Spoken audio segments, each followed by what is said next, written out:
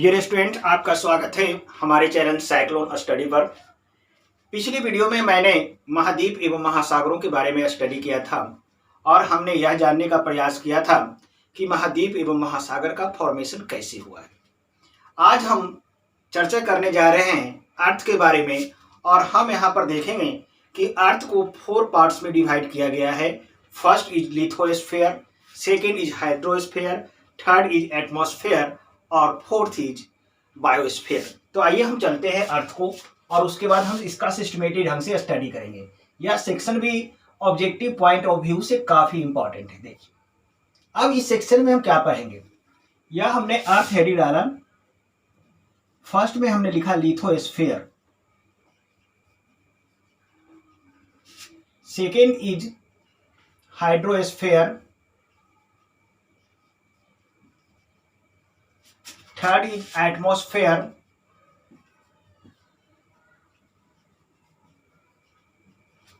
और हमारा फोर्थ आपका हो जाएगा सेक्शन बायोस्फीयर।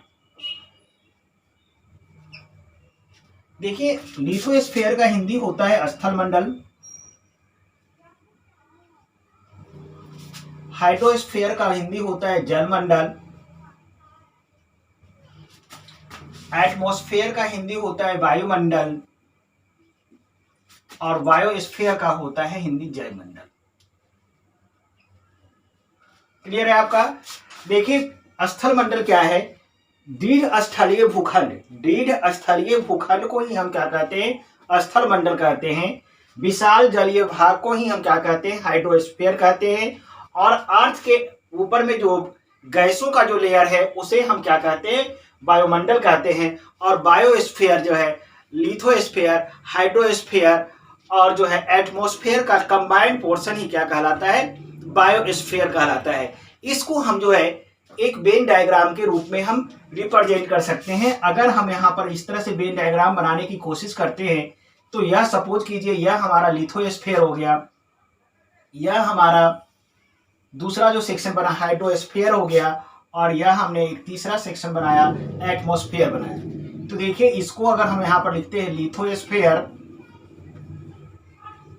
यह दूसरा सेक्शन हम यहाँ पर इसको लिखते हैं हाइड्रोस्फीयर और इसको हम लिखते हैं एटमॉस्फेयर। देखिए यह आपका एक सर्कल, पहला सर्कल हमारा लिथोस्फीयर को रिप्रेजेंट कर रहा है, ये सेकेंड सर्कल हमारा हाइड्रोस्फीयर को रिप्रेजेंट कर रहा है और ये थर्ड सर्कल हमारा एटमॉस्फेयर का रिप्रेजेंट कर रहा है। और तीनों का यह कंबाइंड का जो पोर्शन हो जाएगा ये बीच का, यही बीच का पोर्शन हमारा क्या कहलाएगा? बायोस्फीयर। और हमने बताया भी था अपने इंट्रोडक्शन के क्लास में कि बायोस्फीयर में ही जीवन संभव है। जीवन की संभावना कहां पर की जा सकती है? बायोस्फीयर में ही लाइफ सर्वाइव करता है, जीवन की संभावना यहीं की जा सकती है। हम अब चर्चा करेंगे एक एक करके, हम सभी के बारे में स्टडी करेंगे। पहले हम लिथोस्फीयर के बारे में स्टडी करेंगे। अब सवाल उठता है कि लिथोस्फीयर के केस में हम क्या स्टडी करेंगे।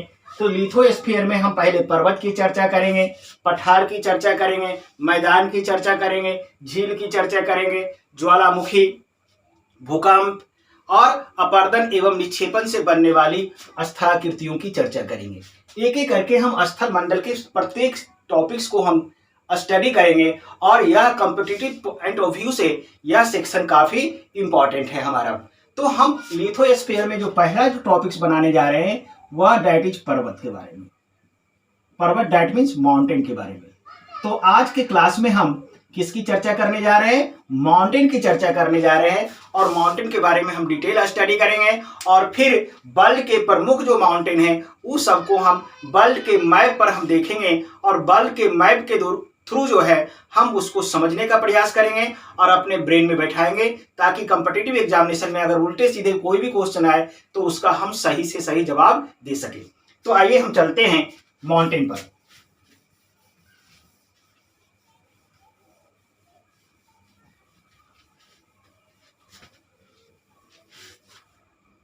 आइए हमारा पहला जो टॉपिक यहाँ लिथोस्फीयर का बनता है वह है हमारा पर्वत, दैट मीन्स माउंटेन।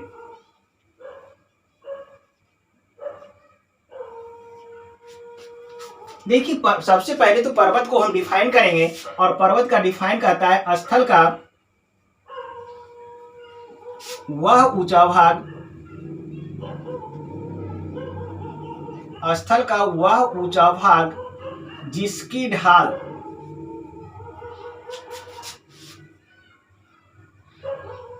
तिरछी हो और जो अपने समीपवर्ती क्षेत्र से 1500 मीटर ऊंचा हो, 1500 मीटर ऊंचा हो, पर्वत कहलाता है। लीजिए पर्वत का यहाँ डिफाइन है आपका। हमने कहा कि पर्वत जो है स्थल का एक वह ऊंचा भाग है जिसकी ढाल क्या कर रहा है, तिरछी हो, और जो है अपने समीपवर्ती क्षेत्र से कितना ऊंचा हो, 1500 मीटर ऊंचा हो, उसको हम पर्वत कहते हैं। देखिए पर्वत की बात करते हैं तो पर्वत के बारे में अगर देखिए इस तरह से, लीजिए एक पर्वत का हमने एक फिगर बनाया, दैट इज अ माउंटेन। यही हमारा माउंटेन है।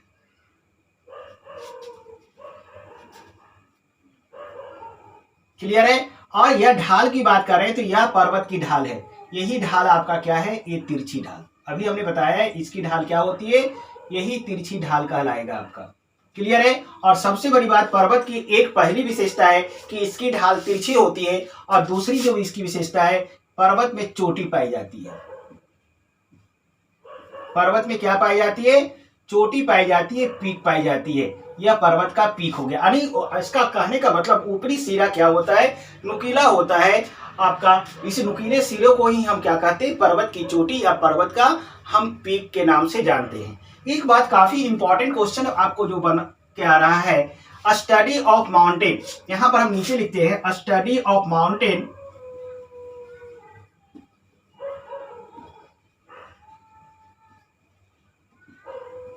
Is called orology. ये आपको हमेशा याद रखना है। माउंटेन का स्टडी आपसे पूछा जा सकता है, प्रीवियस एग्जामिनेशन में आए भी है क्वेश्चन कि माउंटेन का स्टडी क्या कहलाता है। तो माउंटेन का स्टडी क्या कहलाता है, ओरोलॉजी कहलाता है। आपको याद रखना पड़ेगा आपको कि ओरोलॉजी क्या है। तो वह शास्त्र जिसके अंतर्गत माउंटेन की बनावट और उसकी क्रिया विधियों का अध्ययन किया जाता है, वह क्या कहलाता है, ओरोलॉजी कहलाता है। अब हम देखने का प्रयास करेंगे टाइप्स ऑफ माउंटेन।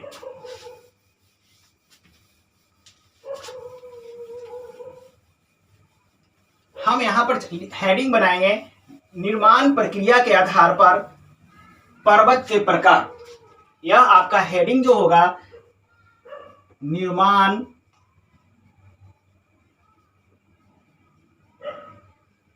प्रक्रिया के आधार पर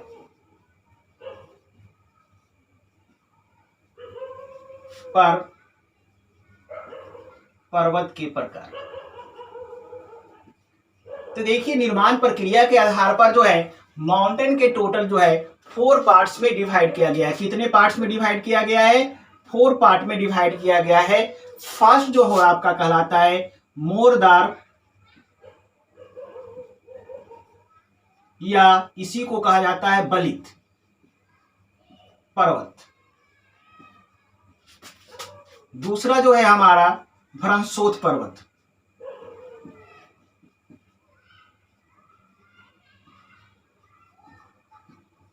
तीसरा जो हमारा कहलाता है ज्वालामुखी पर्वत।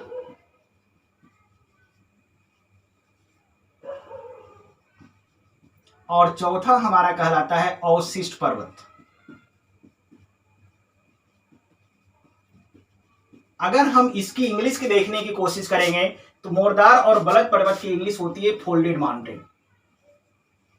Folded mountain. भ्रंशोथ पर्वत की इंग्लिश होती है ब्लॉक माउंटेन।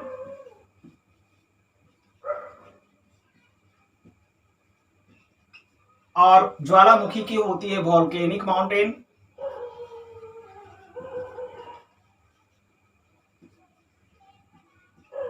और आपका अवशिष्ट का होता है रेलिक्ट माउंटेन। तो यहाँ पर हम देख रहे हैं माउंटेन के प्रकार। माउंटेन को हमने कितने पार्ट्स में डिवाइड किया? 4 पार्ट्स में डिवाइड किया। फर्स्ट इज मोरदार या बलित, सेकेंड भ्रंशोत पर्वत, थर्ड इज ज्वालामुखी पर्वत और फोर्थ हमारा अवशिष्ट पर्वत है। हम एक एक करके हम सभी के बारे में स्टडी करेंगे। पहले हम मोरदार या बलित पर्वत का स्टडी करेंगे, उसके बाद भ्रंशोत का स्टडी करेंगे, उसके बाद ज्वालामुखी का और लास्ट में हम अवशिष्ट पर्वत का स्टडी करेंगे। तो फर्स्ट ऑफ ऑल हम मोरदार या बलित पर्वत को हम लिखते हैं।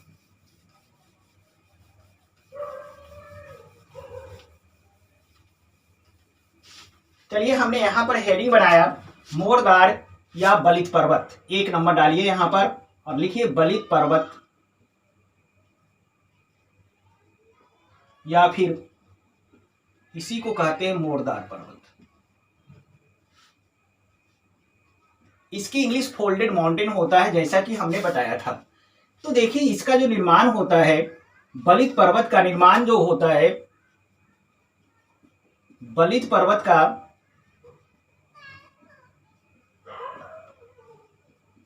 निर्माण जो होता है पृथ्वी के आंतरिक भाग में इंडोजेनेटिक फोर्स के कारण पड़ने वाले बलन या मोर से होता है। बलित पर्वत का निर्माण क्या होता है? का निर्माण पृथ्वी के, हमने क्या बोला? बलित पर्वत का निर्माण पृथ्वी के आंतरिक भाग में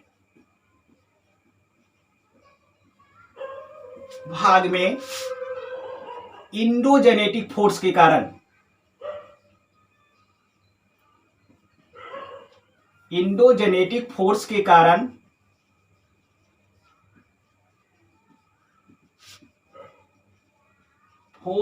कारण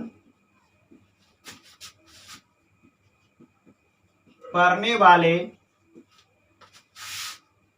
बलन या मोर से होता है। देखिए, यहां पर आपको पृथ्वी के आंतरिक भाग में एक फोर्स काम करता है। उस फोर्स को हम क्या कहते हैं? इंडोजेनेटिक फोर्स कहते हैं। देखिए, फोर्स को ज्योग्राफी में 2 तरह के फोर्स को बांटे गए। देखिए, पहले छोड़िए, फोर्स को समझिए। हम अगर फोर्स की चर्चा करते हैं तो फोर्स को 2 पार्ट्स में डिवाइड किया करेंगे। हम पहला करेंगे एक्सोजेनेटिक फोर्स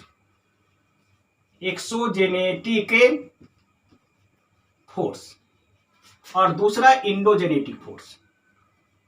पहले इसको समझ लीजिए आप।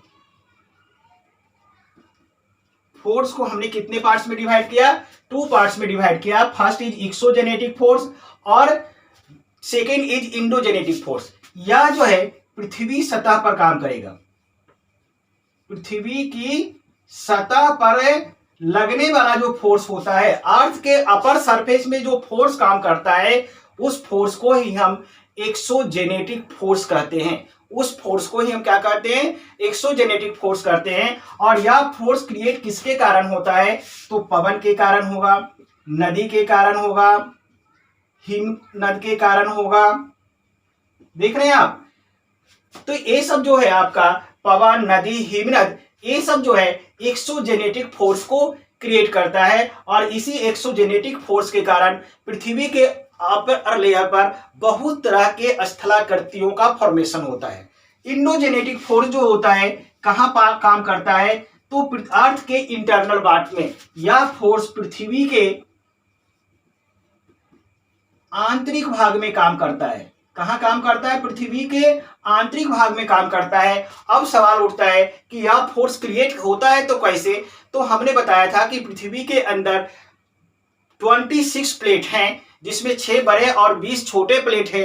ये प्लेटों में क्या होता रहता है? मूवमेंट होता है। और मूवमेंट होने के कारण यह प्लेटें जो है एक दूसरे से टकराती है और उसी टकराने से जो फोर्स क्रिएट होगा, that force is called endogenetic force. कभी कभी ज्वालामुखी विस्फोट जब होते हैं, चाहे अर्थक्वेक आता है, तो उसके कारण भी यह इंडोजेनेटिक फोर्स क्रिएट होता है। तो पृथ्वी के इंटरनल पार्ट में जो इंडोजेनेटिक फोर्स काम करता है और उसी फोर्स काम करने के कारण चट्टानों में जो है बलन और फोल्डेड क्रिएट होता है और उसी फोल्डेड के कारण जो है फोल्डेड माउंटेन का क्या होता है? फॉर्मेशन होता है। क्लियर है आपका? तो आइए देखते हैं कैसे होता है क्रिएशन। देखिए, हम यहां पर आपको सपोज कीजिए यह चट्टान है, रॉक्स है आपका, इस तरह से मान लिया कि यह रॉक्स है आपका बहुत बड़ा, और अब इस पर जो है इधर से इंडोजेनेटिक फोर्स काम किया, इधर से काम कर रहा है एक फोर्स और एक फोर्स इधर से काम कर रहा है। दोनों साइड से जब फोर्स काम करेगा इस पर, तो इसकी चट्टाने इस तरह से क्या होगा, फोल्डेड हो जाएंगे। इसकी चट्टाने इस तरह से क्या हो जाएगा, फोल्डेड हो जाएगा, हमारा इस तरह से फोल्डेड हो जाएगा, और फोल्डेड होकर जो एक माउंटेन का फॉर्मेशन करेगा, और that mountain is folded mountain. Clear है आपका। ये जो दोनों तरह से अगर हम इस पर फोर्स लगाएंगे तो इस रॉक्स के क्या होगा, इसमें इस तरह से बलन बनेगा, फोल्डिंग बन जाएगा, और इस तरह से जो निर्मित पर्वत होता है उसी पर्वत को मोरदार या बलित पर्वत कहते हैं। अब इसमें फोल्डिंग में देखते हैं, एक पोर्शन ऊपर उठा हुआ है और एक पोर्शन नीचे गिरा हुआ है। तो थोड़ा सा इसको हम अच्छे ढंग से बनाने का प्रयास करते हैं। देखिए फोल्डेड जो माउंटेन होता है इस तरह से, देखिए इसको हम बनाने का प्रयास कर रहे हैं।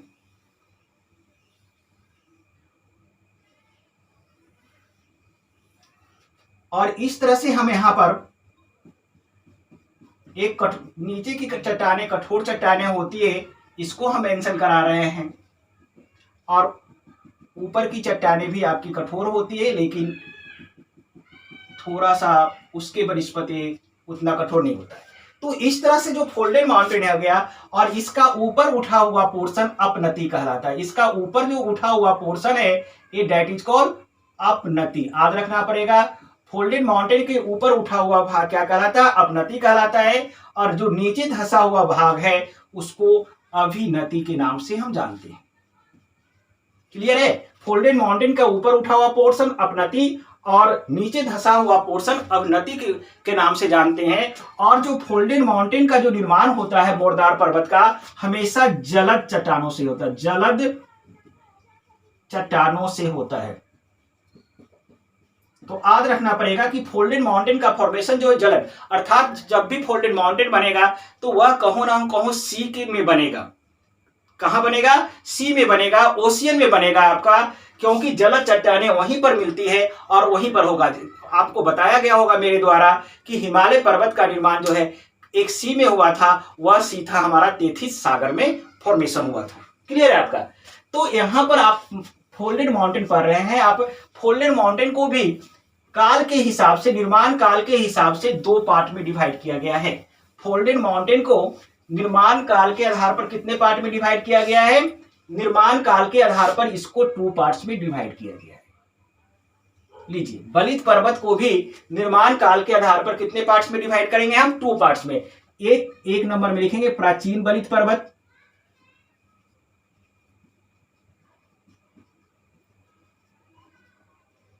और दूसरा में लिखेंगे नवीन बलित पर्वत।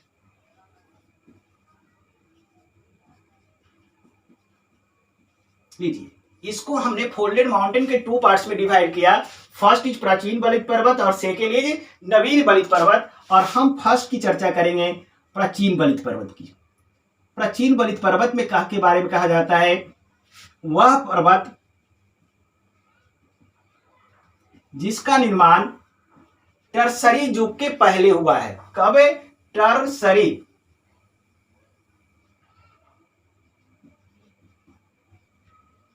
एक पीरियड होता है टर्सरी काल, और जो ऐसा पर्वत बलित पर्वत जिसका जो फॉर्मेशन टर्सरी काल के क्या हुआ, पहले, यहां पर लिख दीजिए पहले। तो ऐसा पर्वत जिसका निर्माण जो है टर्सरी काल से पहले हुआ है, ऐसे बलित पर्वत को ही प्राचीन बलित पर्वत कहते हैं। और नवीन में इसका अपोजिट आ जाएगा, ऐसा पर्वत जिसका निर्माण टर्सरी काल या उसके बाद के पीरियड में हुआ है, उसको नवीन बलित पर्वत के अंतर्गत रखा गया है। तो यहाँ पर टर्सरी काल को याद रखना है।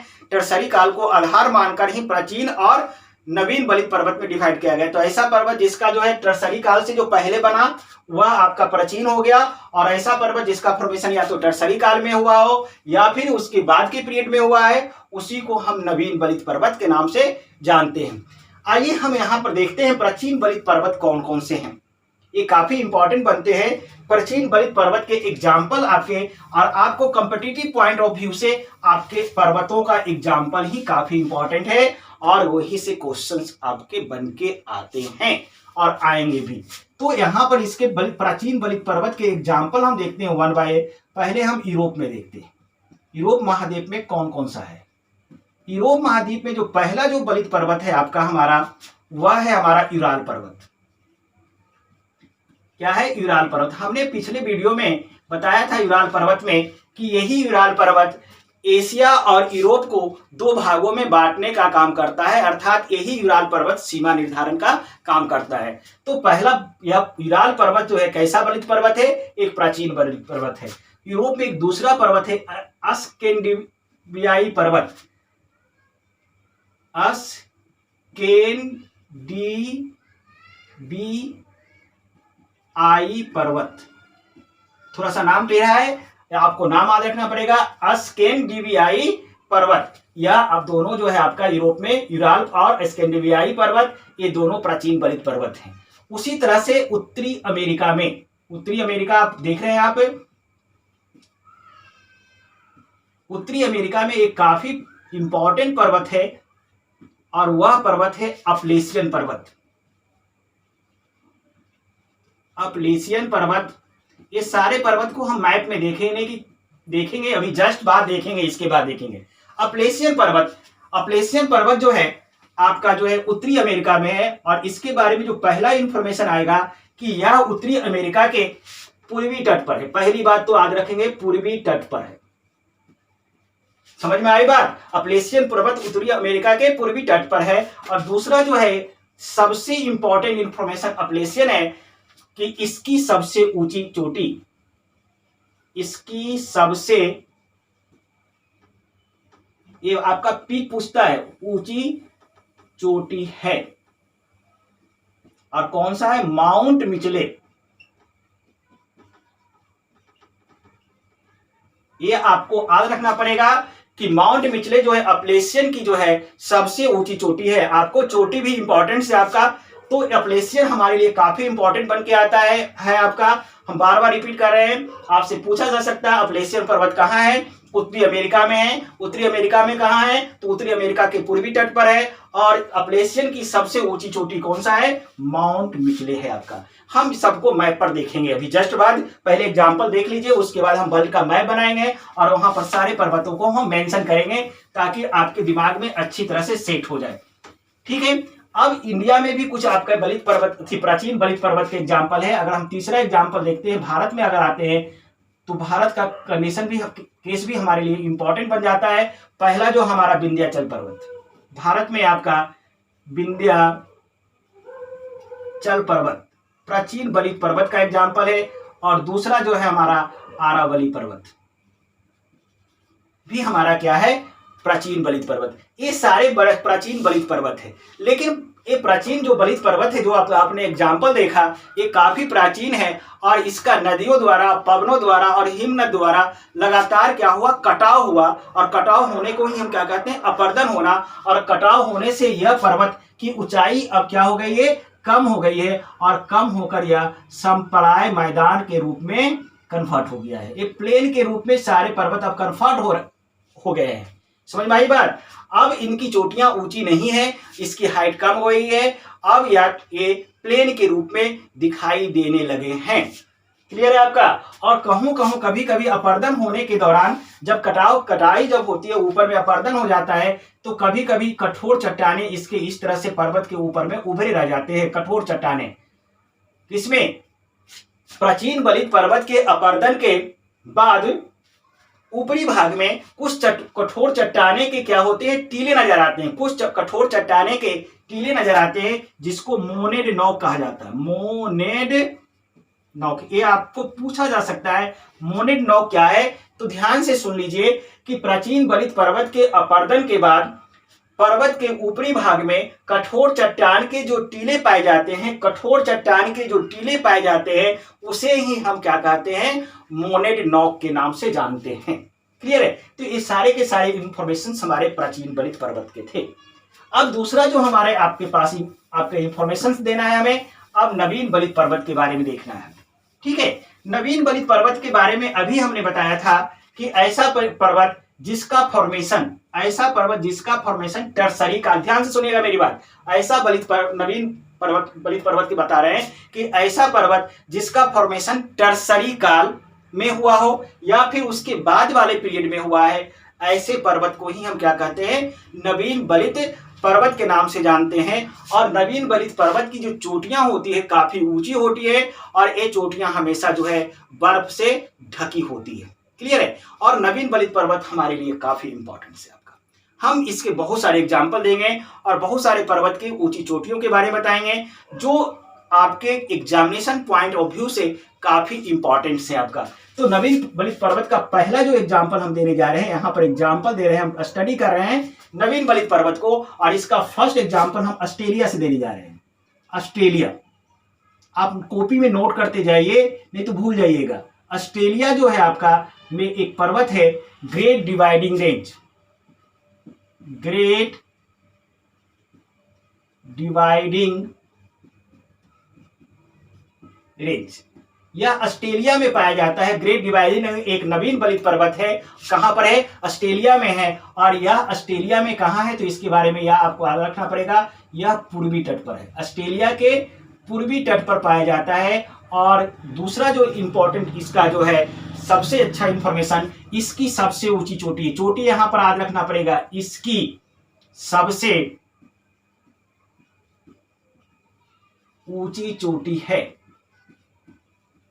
और वह है कोसियस्को। यह आपको याद रखना पड़ेगा। ग्रेट डिवाइडिंग रेंज कहां पर है? पहला जो क्वेश्चन आएगा, ग्रेट डिवाइडिंग रेंज कहां है हमारा? ऑस्ट्रेलिया में है। ऑस्ट्रेलिया में कहां है तो पूर्वी तट पर है। और ग्रेट डिवाइडिंग रेंज की सबसे ऊंची चोटी कौन है हमारा? कोसियस्को है आपका। यह आपको याद रखना पड़ेगा। उसके बाद दूसरा जो हम आते हैं आपका, ऑस्ट्रेलिया के बाद अफ्रीका में आ जाते हैं।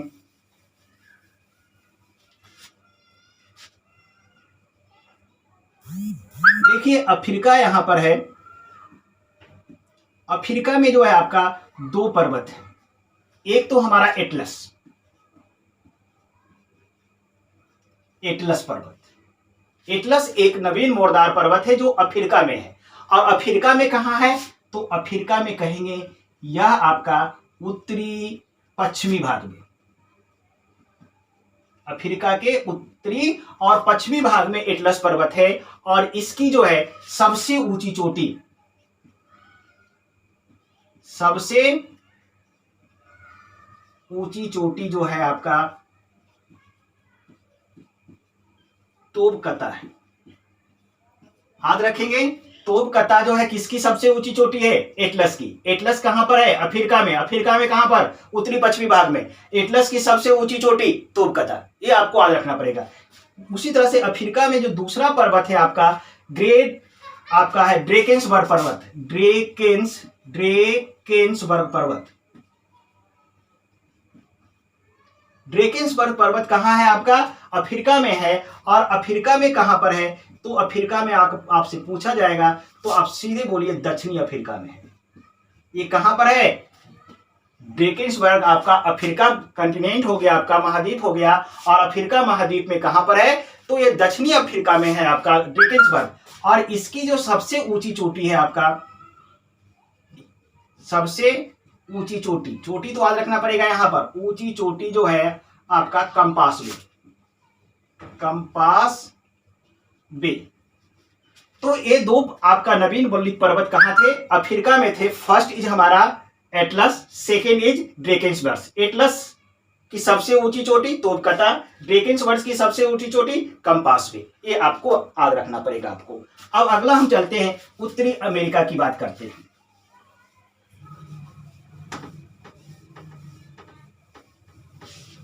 उत्तरी अमेरिका थर्ड आपका कंटिनेंट ले लेंगे हम। उत्तरी अमेरिका में देखते हैं नवीन बलित पर्वत कौन सा है। तो देखिए उत्तरी अमेरिका में सबसे इंपॉर्टेंट जो पर्वत आ रहा है रॉकी। ये काफी इंपॉर्टेंट है आपका, रॉकी आपका है। यह आपका थोड़ा सा आपका पश्चिमी साइड में पड़ता है। अब उत्तरी अमेरिका के पश्चिमी और कनाडा और यूएसए में इसका डेवलपमेंट पूरा पाया जाता है। और इसकी जो है सबसे ऊंची चोटी जो याद रखेंगे, इसकी सबसे ऊंची चोटी है माउंट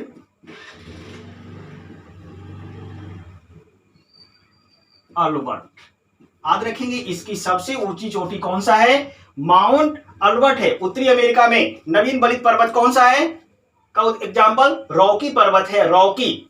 और इसकी सबसे ऊंची चोटी क्या कहलाएगा? हमारा माउंट अल्बर्ट कहलाएगा। उसी तरह से हम आते हैं नीचे, आ जाइए दक्षिणी अमेरिका की बात करते हैं। 4th नंबर में आइए, दक्षिणी अमेरिका। कंटिनेंट वाई देख रहे हैं, कंटिनेंट वाई आपको देख रहे हैं हम। दक्षिणी अमेरिका में आ जाइए।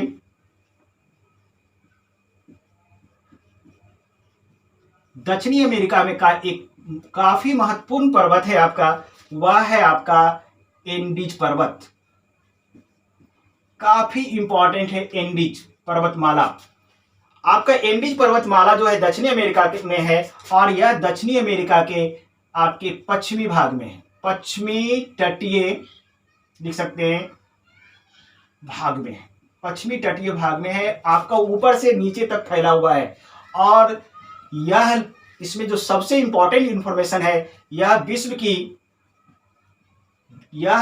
की सबसे लंबी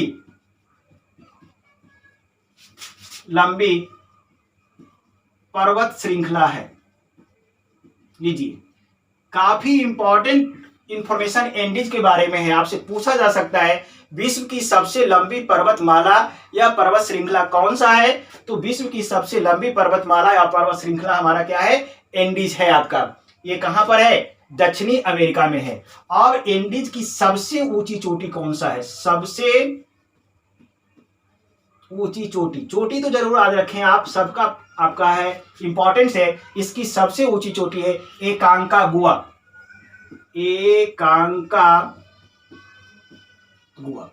तो याद रखेंगे एंडीज की सबसे ऊंची चोटी कौन सा है? हमारा एकांकागुआ। ये आपके काफी इंपॉर्टेंस बन के आ रहे हैं। उसी तरह से हम आ जाते हैं यूरोप में, आ जाते हैं 5th नंबर में आपको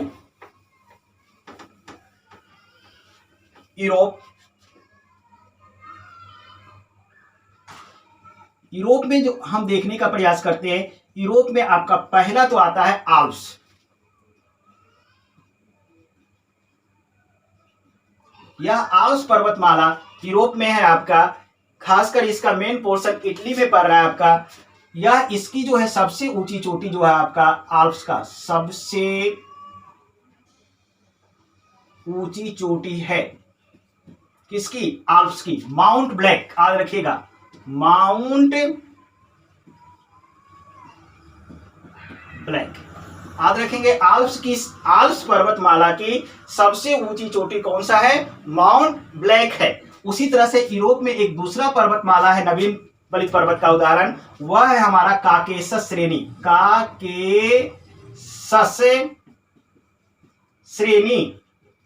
काकेशस श्रेणी है आपका। और इस काकेशस श्रेणी की सबसे ऊंची चोटी जो है, सबसे ऊंची चोटी हमारा है एल्ब्रुस। क्या है हमारा? एल्ब्रुस। तो यूरोप में हम 2 नवीन बलित पर्वत का एग्जाम्पल देख रहे हैं। फर्स्ट हमारा आल्प्स है आपका, और सेकेंड हमारा काकेशस श्रेणी है। और आल्प्स की सबसे ऊंची चोटी हमारा माउंट ब्लैक है, और काकेशस श्रेणी की सबसे ऊंची चोटी हमारा क्या है? एल्ब्रुस है आपका। अब अगला हम देख रहे हैं, आप यूरोप महाद्वीप में आ देते हैं। तो यूरोप में हम हिमालय को कभी नहीं भूलेंगे। हमारा हिमालय भी जो है नवीन बलित पर्वत का एग्जाम्पल है आपका। एशिया। अब उसके बाद हम किसको देखेंगे?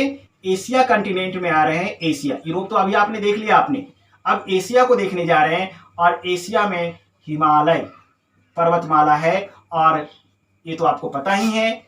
इसकी सबसे ऊंची चोटी कौन सा है? हिमालय की सबसे ऊंची चोटी है माउंट एवरेस्ट। माउंट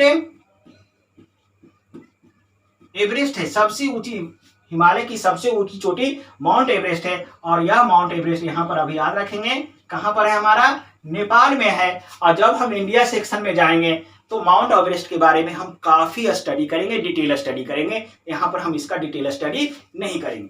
हिमालय के बारे में एक और इंफॉर्मेशन लिखेगा कि हिमालय पर्वत का निर्माण तेथिस सागर में हुआ है।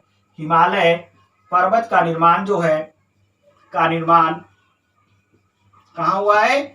तेथिस सागर में हुआ है। ठीक है, तो ये सारे के सारे कौन से पर्वत थे? हमारे नवीन बलित पर्वत थे और उसकी महत्वपूर्ण चोटियां थी। अब ये जितने भी पर्वत हमारे द्वारा बताए गए उन सभी को अब हम वर्ल्ड के मैप पर देखने का प्रयास करते हैं। तो आइए हम पहले वर्ल्ड का मैप ड्रॉ करेंगे और वहां पर इन सारे पर्वतों को हम लोकेट करने का प्रयास करेंगे। डियर स्टूडेंट, देखिए हमारे सामने वर्ल्ड का मैप बनके तैयार है आपका। अब हम इसमें जो महत्वपूर्ण पर्वतों की चर्चा हमने अभी किया, सबको एक एक करके हम लोकेट करने का प्रयास करेंगे।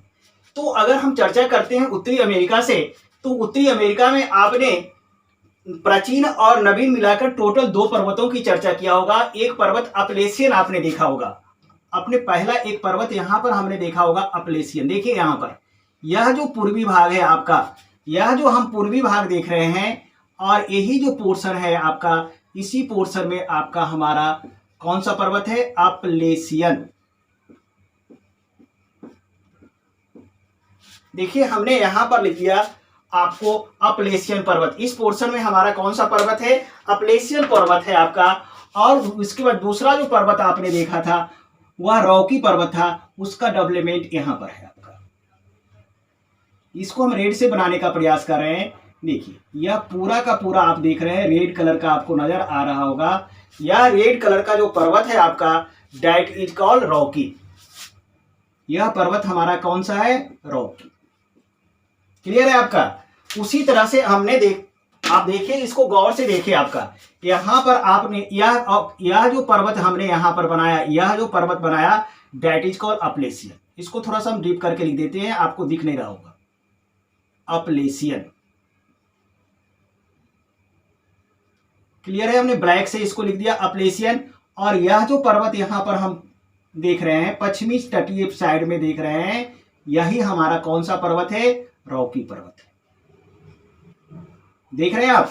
उसी तरह से दक्षिणी अमेरिका में अगर आते हैं, हम दक्षिणी अमेरिका में आते हैं, तो आपका यहां पर तटीय भाग में इस तरह से पूरा ऊपर से लेकर नीचे तक, पूरा ऊपर से लेकर नीचे तक जो है हमारा, यह एक पर्वत है दैट इज एंडीज। कौन सा पर्वत हमारा है?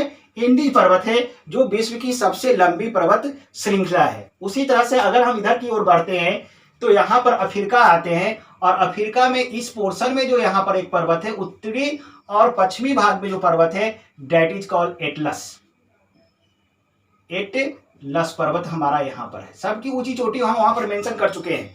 अब यहां पर एक जो है दक्षिणी अफ्रीका यहां पर पड़ता है, और इस दक्षिणी अफ्रीका में जो एक पर्वत है हमारा दैट इज कॉल्ड ड्रेकेंसबर्ग। ड्रेकेंसबर्ग पर्वत है हमारा यहां पर। क्लियर है आपका? अगर हम यूरोप की बात करते हैं तो यूरोप में आ जाते हैं, तो यहां पर हमारा आल्प्स है। यहां पर देखिए यह जो पोर्शन हमने बनाया, यह गौर से देखिए, यह जो पोर्शन हमने बनाया, यह portion that is called Alps. Alps कौन सा पर्वत है यहां पर हमारा? आल्प्स पर्वत है। उसके बाद यहां पर देखिए, ये आपका यहां पर एक पर्वत श्रृंखला है, यहां पर देखिए, इसको हम डीप कर रहे हैं, गौर कीजिए। और यही पर्वत श्रृंखला है हमारा काकेशस श्रेणी। काकेशस, उसको चलिए नीचे लिखते हैं, काकेशस को, इसको नीचे लिख दीजिए, काकेशस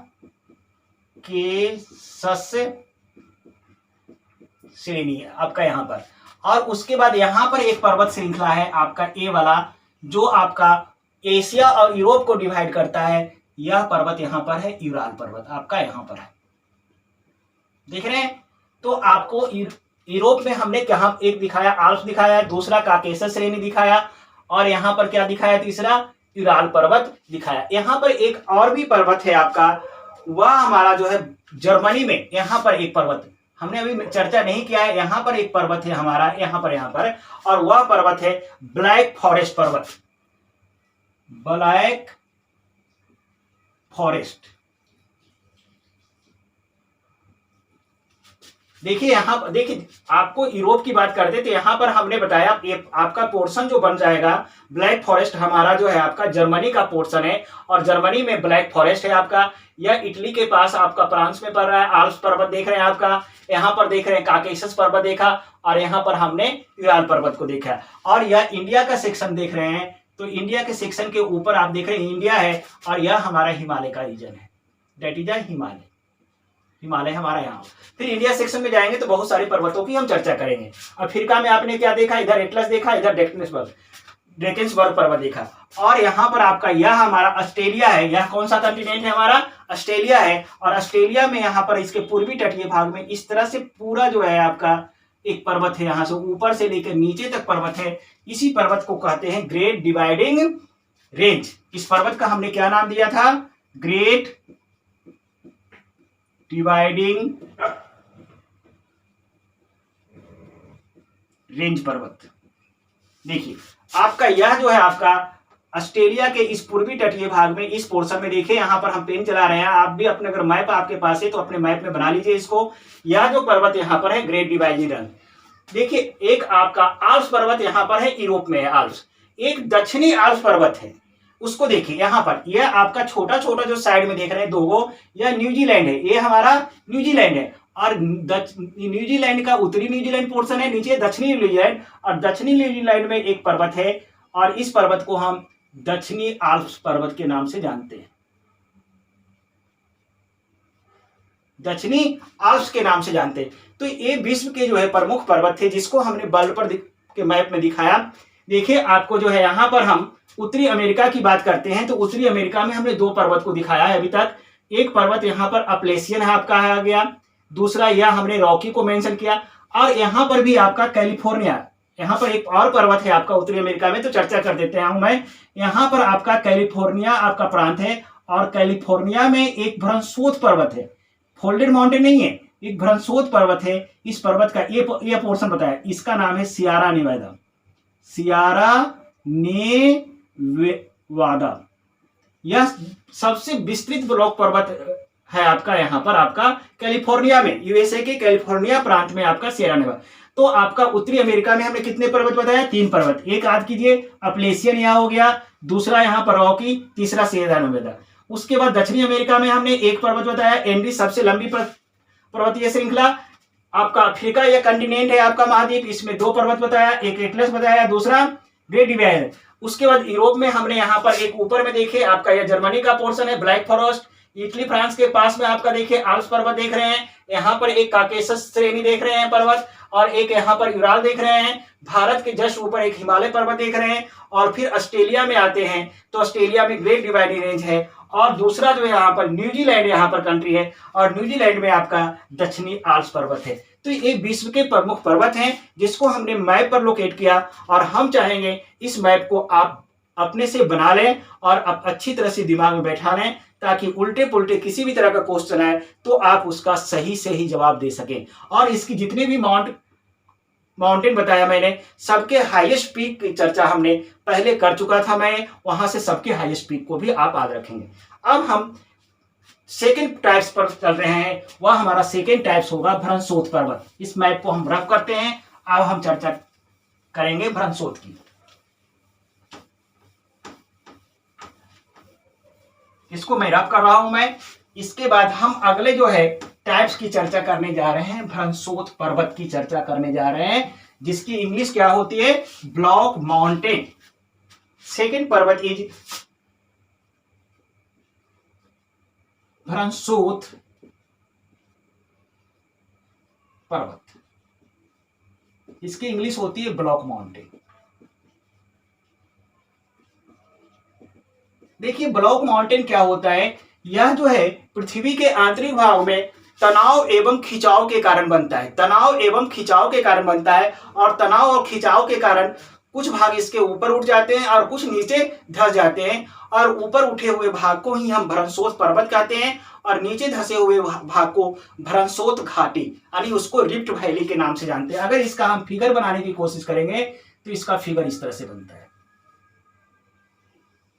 इसका अगर हम फिगर बनाएंगे तो इस तरह से इसके फिगर बनेंगे आपके, जो हम बोर्ड पर बनाने का प्रयास कर रहे हैं।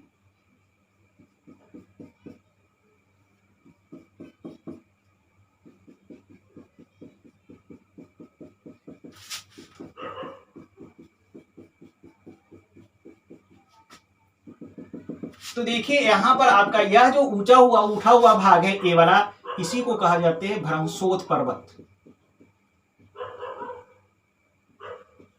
और ये नीचे धसा हुआ जो भाग हुआ, इसी को रिफ्ट वैली के नाम से जानते हैं, रिफ्ट वैली। इसी को हम या कहते हैं भ्रंश घाटी के नाम से भी हम कहते हैं।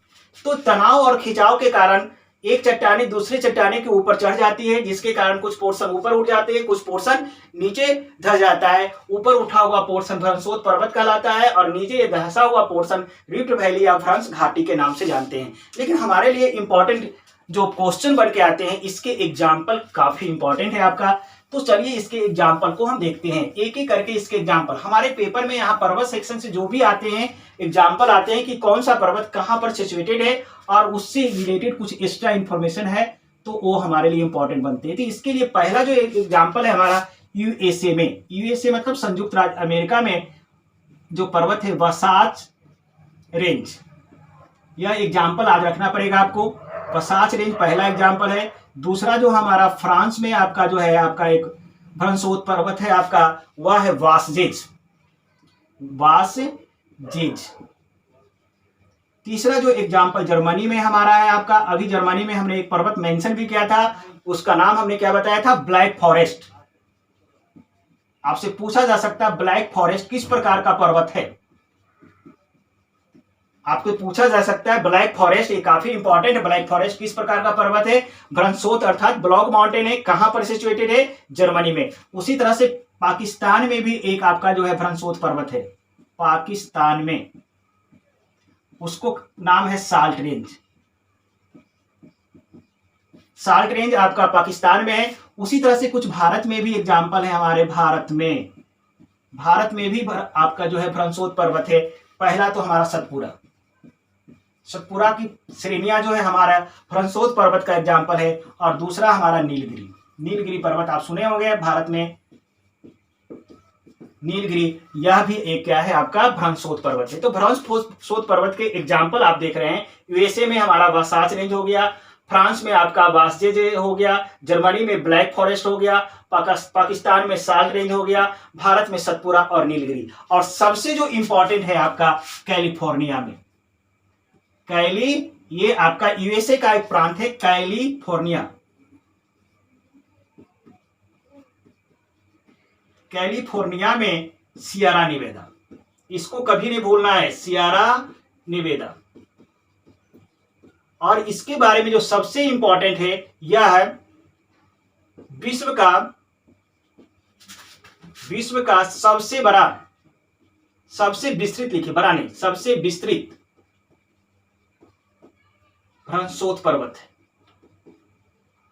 लीजिए आपको जो है कैलिफोर्निया में सियरा निवेदा है आपका भ्रंशोत पर्वत, और इसके बारे में जो इंपॉर्टेंट इंफॉर्मेशन है, यह विश्व का सबसे विस्तृत भ्रंशोत पर्वत। आपसे पूछा जा सकता है विश्व का सबसे विस्तृत भ्रंशोत पर्वत कौन सा है आपका, कौन सा, सियरा निवेदा, और कहां है, संयुक्त राज्य अमेरिका के कैलिफोर्निया प्रांत में है।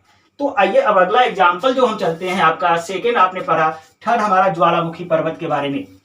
अब सभी के बारे में छोटे छोटे इंफॉर्मेशन से, और मेनली हमारा एग्जाम्पल है इंपॉर्टेंट, आपका एग्जाम्पल से क्वेश्चन ही ज्यादा आते हैं। अगला हमारा ज्वालामुखी पर्वत है, थर्ड ज्वालामुखी।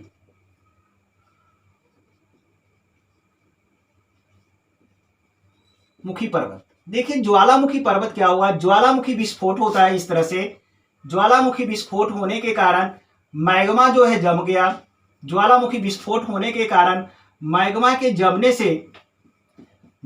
जमने से जो पर्वत का निर्माण होता है, उस पर्वत को ही हम क्या कहते हैं, ज्वालामुखी पर्वत कहते हैं। ज्वालामुखी विस्फोट के कारण जो लावा निकलते हैं अंदर से, जो पिघले हुए तरल पदार्थ निकलते हैं, उसी को लावा या मैग्मा कहते हैं, और उसी के जमने से जिस पर्वत का निर्माण होता है, उसी पर्वत को हम क्या कहते हैं, ज्वालामुखी पर्वत के नाम से जानते हैं। अब इसके एग्जाम्पल देखेंगे, ज्वालामुखी पर्वत के कौन कौन से एग्जाम्पल हैं। तो पहला देखते हैं हम फिलीपाइंस में,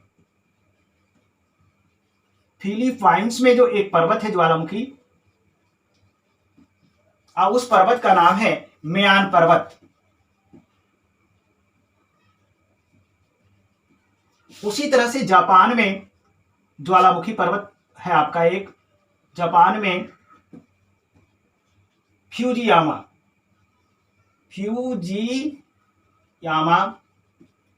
आपका ज्वालामुखी पर्वत है। उसी तरह से थर्ड आपका जो है म्यांमार डेट मीन्स इसको हम बर्मा के नाम से जानते हैं। बर्मा में भी एक ज्वालामुखी पर्वत है, उसको हम पोपा के नाम से जानते हैं आपका।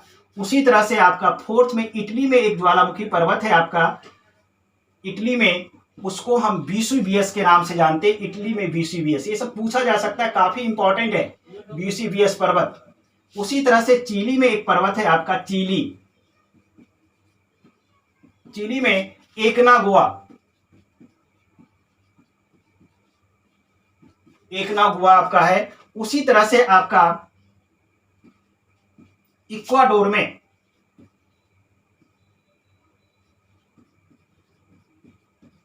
एक ज्वालामुखी पर्वत है, डेट इज कॉल्ड कोटापैक्सी।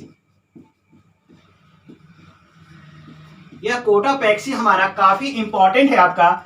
यह है, इसके बारे में जो कोटापैक्सी के बारे में जो इंफॉर्मेशन है, यह विश्व का सबसे ऊंचा जागृत ज्वालामुखी